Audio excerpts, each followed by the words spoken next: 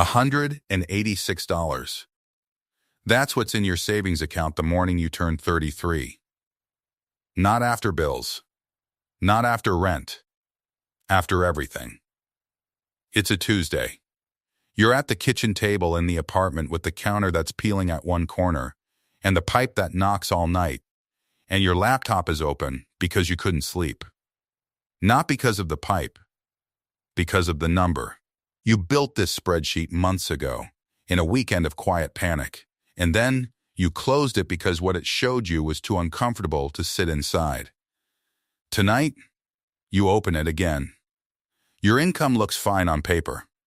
It sounds like a real salary when you say it out loud, but you map it out anyway. Rent, car payment, insurance, the loan minimum, groceries, subscriptions you genuinely forgot you were paying for, and what's left over is a small number smaller than you expected, but survivable. Except the card statement says something different. It says that for at least 2 years, you've been going backwards by around $200 every single month. Not from anything dramatic, just from the gap between what you thought you spent and what you actually spend. You close the laptop. You sit in the dark. And something shifts, not dramatically, not like a movie, just quietly. The way a door creaks open in a house that's been shut too long. Here's what nobody tells you about starting this in your 30s. You're not behind. You're also not getting a clean run at it. And pretending otherwise would be a lie. Your 20s are gone. All those examples in every finance book invest a small amount at 22. Retire comfortable, that version isn't available to you. That's real. And it's worth grieving for exactly one night. One night. Because here's what else is true. You are not 22. You're not doing this with a part-time income and no concept of how money behaves. You have a job. You have a skill somebody pays for.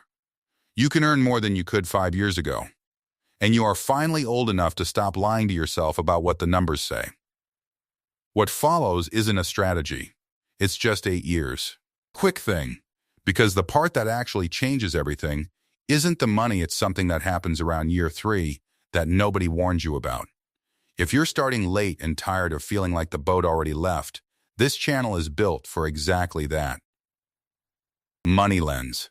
Hit subscribe and stay to the end. 33. The first milestone isn't 10,000. It isn't 5. It's the first real $1,000 in an account you don't touch. That's harder than it sounds, because $1,000 in your 30s is also a car repair, a dental bill, a flight home for something nobody planned. Life at 33 has more surface area than it did at 22. More things can break. More people might need you. Building that first 1,000 feels like pouring water into a cracked glass. You sell the jacket you bought at 28 to feel successful. $70 on an app. You cancel 4 subscriptions. You bring lunch for 2 months. You pick up weekend shifts doing something you're slightly overqualified for, and you don't tell anyone because there's a specific quiet embarrassment in it. One morning you check, 1,040. No celebration. Who would you even tell who'd understand why this particular number matters?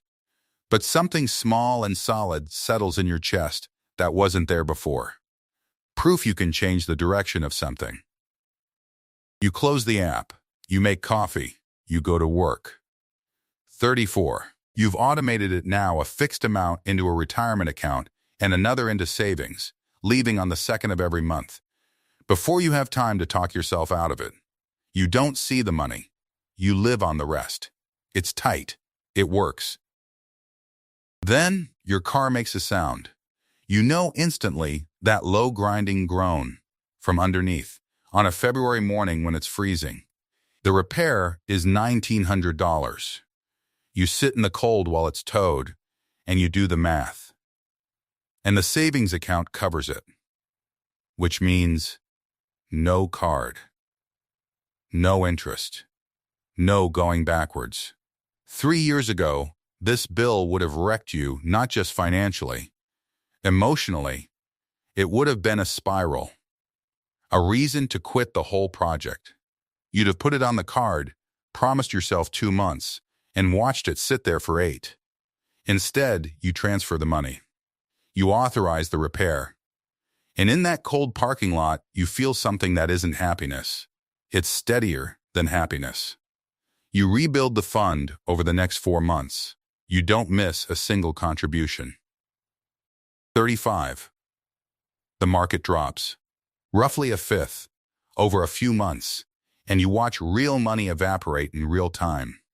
You check the account daily for 2 weeks, then force yourself to stop. You keep contributing without fully believing you should.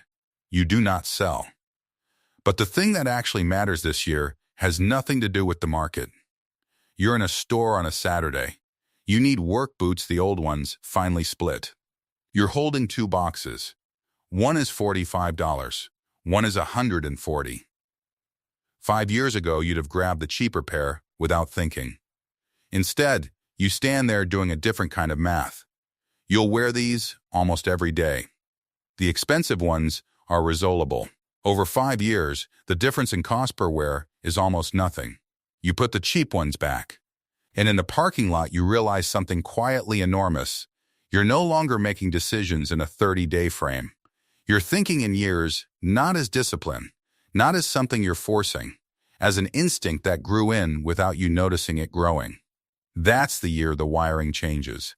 Invisible, unsexy, completely unpostable, and worth more than any tactic you'll ever read.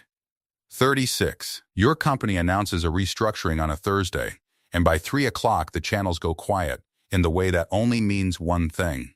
You go home and run the numbers, and you know them to the dollar because you've tracked them for years. Your savings buys you months. Not safety, but not one paycheck from collapse. Either, not the way you were at 32. The layoffs come 2 weeks later. 9 people. You're not one of them. 3 of your colleagues are, and watching them carry boxes out on a Tuesday, you feel something complicated: relief, then guilt about the relief, and underneath both a cold, clear understanding that this will happen again. To you, or to someone close to you. And that the only real answer is time measured in months an account can buy you. You raise your emergency target. You don't touch the investments to do it. 37. A friend buys a luxury sedan. He calls it a lease situation and changes the subject. But you've done enough math to know what it actually costs him each month. And you know roughly what he earns. And those 2 numbers tell a story he hasn't let himself read yet. You're in the passenger seat, and you feel the pull, the quiet ride, the way the door closes like something engineered to feel expensive. And a voice says, "You've been so disciplined. Doesn't that entitle you to something?" You notice the voice. You don't argue with it. You don't shame yourself for having it. You let it pass. Because you've learned something about wanting. Desire isn't the enemy. Desire on a schedule is. The question was never, do I want this? It's, what does this cost me in time, in options, in the future I'm building? You get out and walk to your 8-year-old sedan, and what you feel isn't deprivation or envy. It takes a minute to name. It's clarity. The specific piece of knowing exactly what you're doing and why. 38. Your portfolio crosses 50,000 on a Thursday in April. You see it between meetings, the way you'd glance at a plant you've been watering. You go back to the meeting. You eat a sandwich at your desk. But the number sits with you all day like a low, warm hum. Because this is the first one that feels structural. Not a milestone you're proud of. A foundation that's been poured and has cured and will hold weight now. Everything after this sits on top of it. And that's exactly why you started at 33 instead of waiting until 43. Foundations take time to cure. You gave it the time. 39. Your mother calls on a Sunday evening. She sounds careful the way she sounds when she's rehearsed it. The furnace has failed. It's $5,400. She's been calling around. She doesn't know what to do. She's sorry to ask. You tell her not to be sorry. You tell her you'll take care of it. Then you hang up and sit with the phone in your hand for a while, not because of the money. That part is straightforward. You transfer it the next afternoon without touching your investments and without going into debt. What you sit with is what you just said. I'll take care of it. Said without hesitation. Without the background calculation of what you'd have to give up, which card it goes on, how many months to pay it back.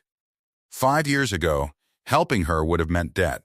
It would have meant saying yes out loud while feeling the cost of it in your chest for months afterward. This time, you just helped. And that not the portfolio, not the automation, not the spreadsheet that finally made sense, is the first moment you understand what any of this was actually for. It isn't a number. It's the ability to show up for people you love without it costing you your footing. It's capacity.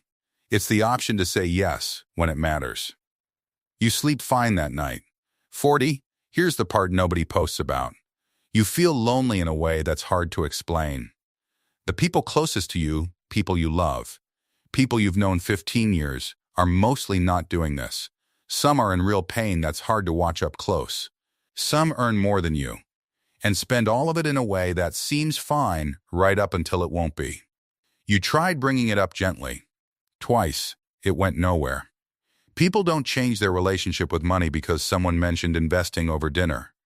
They change it in the dark, at a kitchen table, when the number finally gets too uncomfortable to keep avoiding. Like you did. You can't manufacture that night for someone else, so you carry it quietly. You split the bill evenly, even when you ordered less. You don't perform discipline as a personality. You don't need anyone to understand, but you feel the gap. The way you feel a draft from a window you can't quite locate. 41.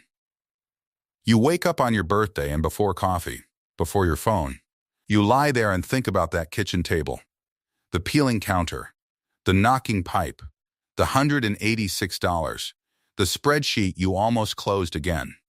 Then you check. Just past 190,000. Not a millionaire, not financially free the way the internet defines it, but 41 years old with real, working, liquid wealth built from nothing, built from a deficit, built from one honest night when you finally refused to look away. Not because you inherited anything, not because you got lucky, though luck played a quiet supporting role and you know it. Because you started. Because you automated the behavior before the motivation showed up. Because you paid cash for a repair in a cold parking lot and rebuilt the fund by summer. Because you told your mother you'd take care of it and slept fine. And somewhere in those 8 years you realized something you didn't expect. You thought wealth would feel like a number. It didn't. It felt like a repair bill that wasn't a crisis. It felt like a layoff announcement that wasn't terror. It felt like saying I'll take care of it and meaning it. And mostly, it felt like waking up one ordinary morning and noticing that the future had stopped being something happening to you. It had become something you'd started. This is Money Lens. We show you what the money world doesn't say out loud.